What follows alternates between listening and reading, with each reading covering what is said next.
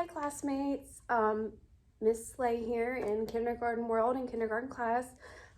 Just a reminder, I do work for Gulfport School District, so a lot of our computer and technology tools come from iReady. I don't know who's familiar with that, which I know it's a paid programming through the curriculum, through the school. However, there's a lot of great math tools on that. To think outside of the box, I also would like to share a website. It's called wordwall.net, and a coworker actually showed me this. Yes, you hear word wall and you think, what does that have to do with math? However, it's an amazing website that has a lot of really cool already made games. I use them for simple review, for engagement, for student engagement, formative, informative assessments to see what kids know. It really keeps my squirrely group engaged this year. So let me show you around this website. It's called wordwall.net.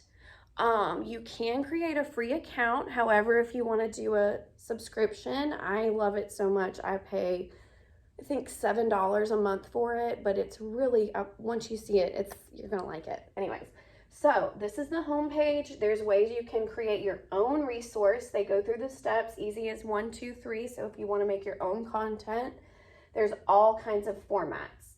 They're designed to be engaging, kind of like a quiz or a test. So you can do matchups, flashcards, true and false, complete the sentence, word search, hangman for the older students, crosswords. They have game show formats. Really cool stuff, really engaging. So what you do to find activities already created, you go up to the community tab and you search in the search bar. You can literally type in anything you want, and you can also use this. It's a great resource for ELA. So let's say and you kind of have to be specific. So my first take on this video, I just simply typed in math facts. A lot of multiplication games came up, but that's not really for my grade level. So I would be more specific to my grade level, obviously, when I search. Let's say I want to go over math facts for kindergarten. So I'm going to type in kindergarten addition and subtraction, because they are having a hard time still differentiating between the two, and we're almost to first grade at this point. So we're going to type in addition and subtraction. We're going to go into the search, and we see all kinds. We have got some quizzes. Ooh, I love the word problems. I might save that for later. So I'm going to click on it. With my account, I'm able to save activities. What I do is I press the bookmark, which is down here underneath, and you'll see later when I show you that. So all you simply have to do, press play to start. It's got a really cool format. I can press full button. Oh, and it even reads. Has 8 apples. Oh, it reads the problem for you. He ate 2 apples for breakfast. How many apples does Ken have left? So if I hit the speaker button, it reads the problem to me. Ken has 8 apples. Ken has 8 apples. He ate 2 apples for breakfast. How many apples does Ken have left? So we could, and this is up to your teaching style. Do you want to work this out together as a whole group? Have them solve it together. Or sometimes I have my little stick jar with their names on it. I pull a stick up. I allow them to come up and work it themselves. Everyone cheers them on. But obviously we could talk about, are we adding? Are we subtracting? Are we putting together? Are we taking away? Ken starts with 8 apples. He eats more. That tells me he's eats some. That tells me we're taking from 8.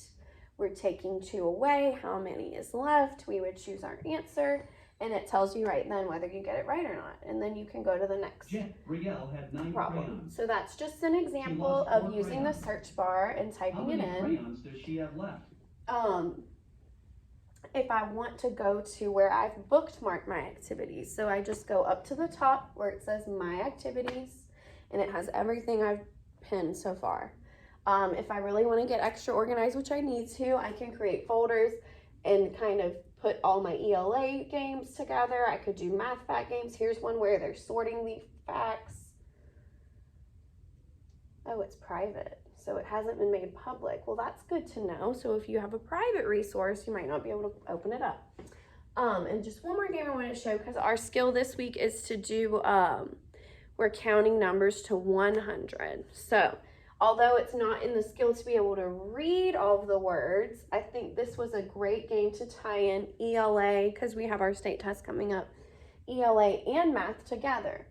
I was going to do this with them this week where we sound out the number word. It's a great opportunity too. I have a lot of kids that are mixing up how they pronounce the numbers 60 and 16. A lot of that's getting mixed up. So this would be a great way to go over that skill. The word is 6T. 6T. The word ends in the T sound. That means there's a 0 at the end. 6D. 6 groups of 10. So I need a 6 and a 0. If the word were 16, that would tell me the word has the number has a 1 first. A T number has the group of 10s, which means there's a 1 first. But a 60 would look more like a 6 and a 0. Who can find the number 60 for me? Call on it, pick it. There we go. And it goes on. There's 20 problems here. So, great resource. I use it almost every day. I pull it up every morning. I type in the things I want to go over, the skills I need to go over for the day. Again, there's also a portion of it where you can create your own resources. So I hope this is something some of you can implement in your classrooms. Thanks. Bye-bye.